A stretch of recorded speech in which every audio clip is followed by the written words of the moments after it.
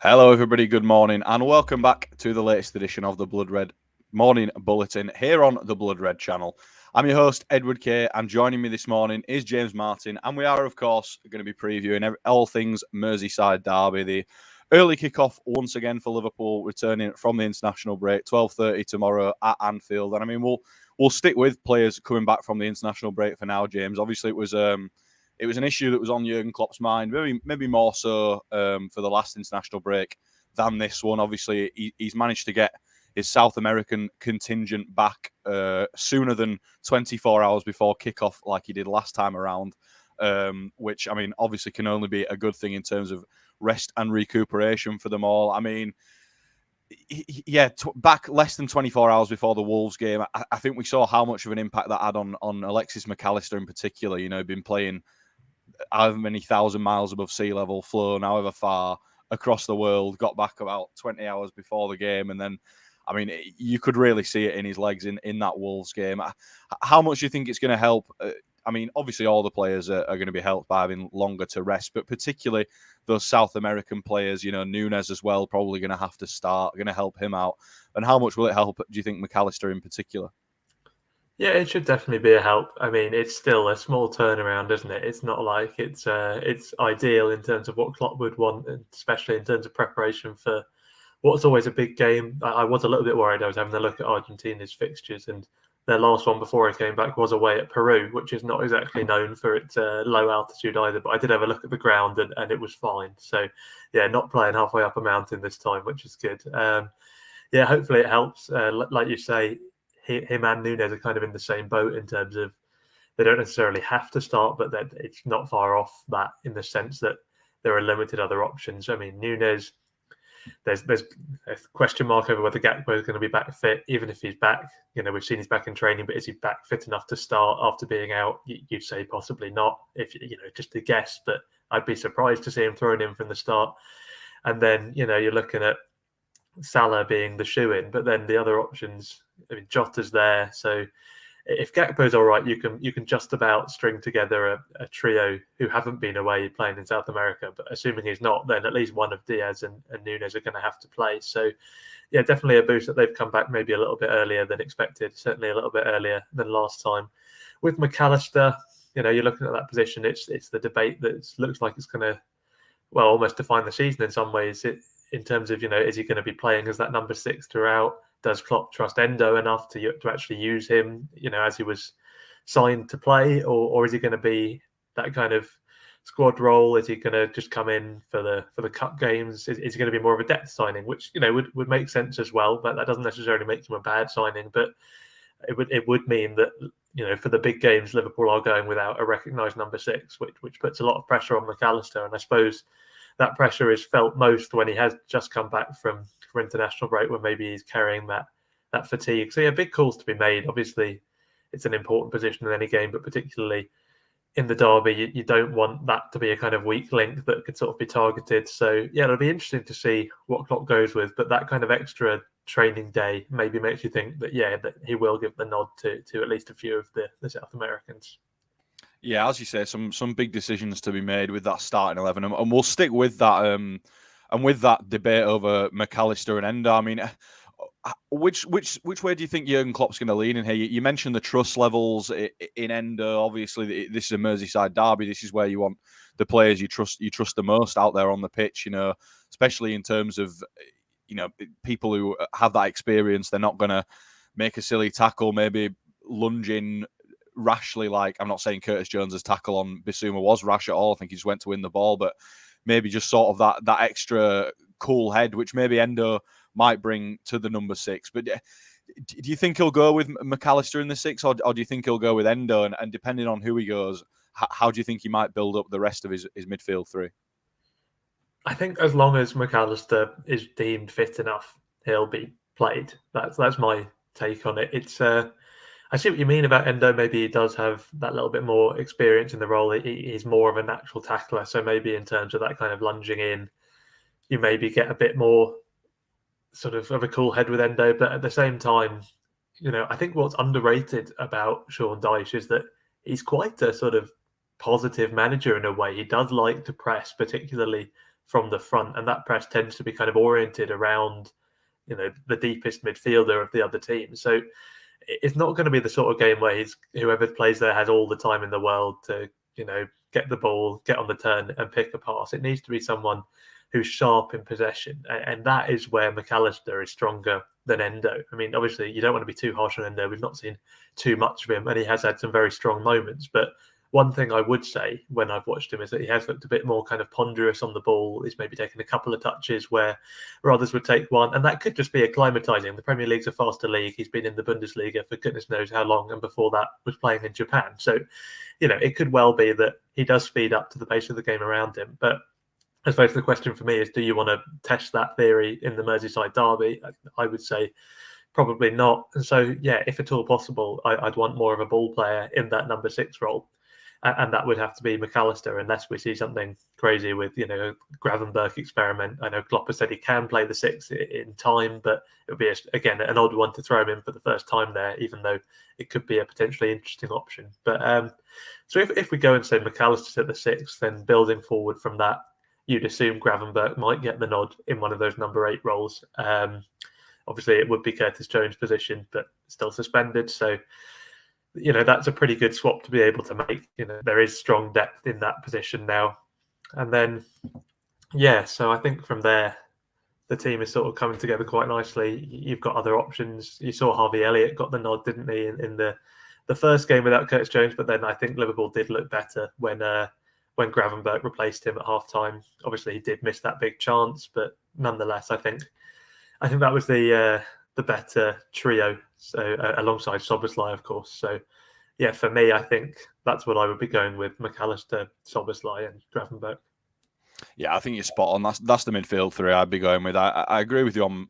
I think McAllister, what he offers going forward from that number 6 role, I think is, at the moment at least, I think you see a lot more of that than maybe defensive mistakes. We know it's not his ideal position. It's not really where he wants to be played. But I think against a team like Everton, obviously no disrespect to them, but going forward, they are one of the far weaker teams in the league. I think you can afford to maybe take that chance with McAllister in the 6 and let him bring everything that he does going forward in that midfield 3. But in terms of the kind of game it's going to be, obviously you mentioned Sean Dyche, a slightly more positive manager than a lot of people give him credit for. I think a lot of people sort of harken back to those Burnley days. But are you expecting it to be him to try and make it a bit of a scrappy affair, make it a bit of an ugly game at Anfield? Obviously, he's not going to want to come there and play an open affair, because I think everyone would expect Everton will probably get battered if that's the case. So are you expecting him to try and make it a scrappy one?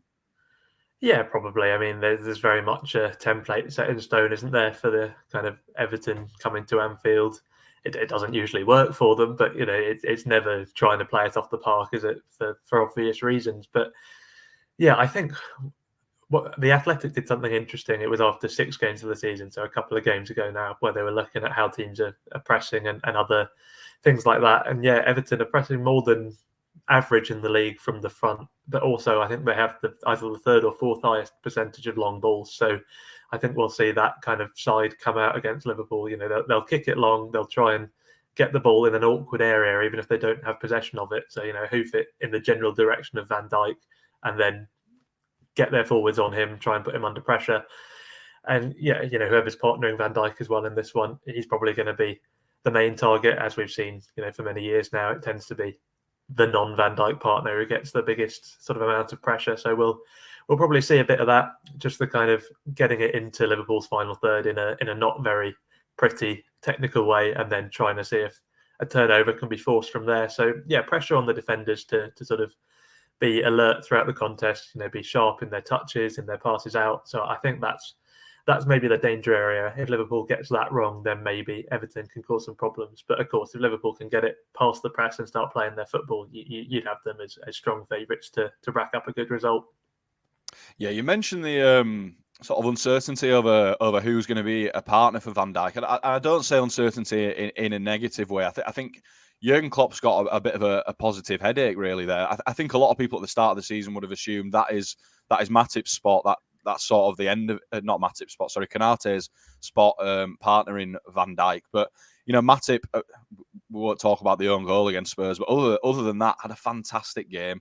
I think in pre-season, I have to admit, I went too early. I think he was just a bit unfit. I thought his legs had completely gone. I thought he was going to have a really, really torrid time filling in this season. But he showed that he's still got it. And yeah, do you think Jurgen Klopp might go for the experience of Matip, or do you think he'll go for Konaté's speed and physicality at the back against Everton? Well, it's not the first time he's been prematurely written off, really, is it? I mean, you could even hark back to before the quadruple chasing season. People were saying it's time to bin him off, and then he was an integral part of that. Obviously, Konaté came in towards the end of that, but for most of the season, that was Matip's slot, and he did exceptionally well. I think he's still a very, very good footballer. I suppose it helps that pace has never been sort of the underpinning of his game. So maybe, that sort of extends his longevity a little bit, in the sense that it's not so much that what made him good goes if he does lose that half a yard of pace. So, yeah, I think he'll play a very important role for the rest of the season. I think probably the parting of the ways will finally come at the end of his contract. At the moment, I struggle to see a renewal, but you never know. If he keeps on performing well, then maybe we'll see another short-term deal. So I think we should learn at this point not to write him off too early. But in terms of the derby, it's a hard one, isn't it? I think Klopp might go for Matip. I think he might, just because he has been in very good form, and he's done nothing to lose the spot.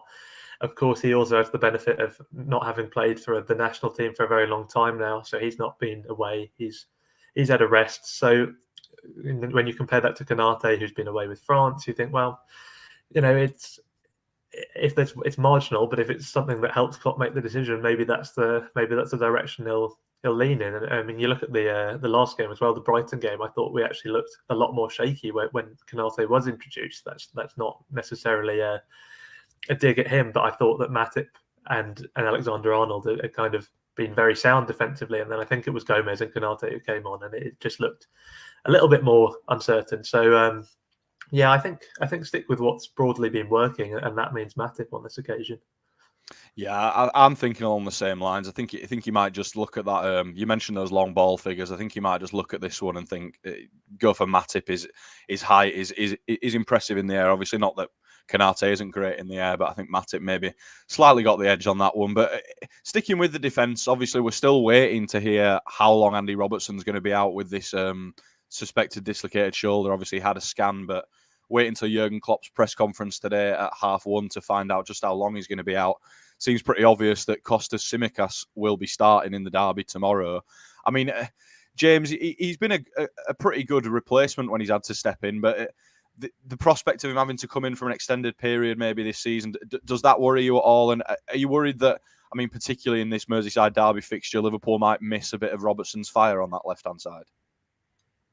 I mean, potentially. There's definitely a downgrade, no disrespect to Tsimikas, but I think Liverpool bought the best player that they could at the time in terms of someone who can, do a reasonable impression of Robertson, but will also be happy to be largely second choice. That's not going to be a category that's easy to fill. So I don't think Liverpool can say they've left themselves short. I don't think there's been a problem with recruitment. It's just unfortunate that the Robertson's picked up this injury, and yeah, much like anywhere else on the pitch, that means the second choice will have to step up, and potentially for an extended period. So, yeah, I'm not too worried. I quite like Tsimikas. I think he'll do well.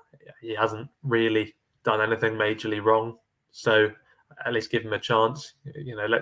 We can talk about if it's a worry if he's a few games into this run and has looked really shaky, but I'm happy to give him the benefit of the doubt until otherwise proven. I suppose it's a bit different with this kind of new role for Robertson, where we've seen him tucking in a bit more. We've really not seen that from Tsimikas at all, so it is a bit of an unknown quantity how he'll take to that. But it was an unknown quantity with Robertson as well, and he took to it quite well. So yeah, we'll see. It's a shame Robertson has been very good this season. I think he's been one of our better performers. Again, sort of error in the last game notwithstanding. So yeah, it's going to be trickier without him, but I think Tsimikas is an able stand-in, and I'm pleased for him that he'll get the chance to show it. Yeah, spot on. I don't think Tsimikas as of yet has given fans any real reason to be worried about him having to fill in for Robertson. Obviously, we hope he's back as soon as possible. But we'll finish, James, with, of course, a score prediction. So what do you reckon? What's it going to be tomorrow? Let's go 3-1. 3-1 Liverpool.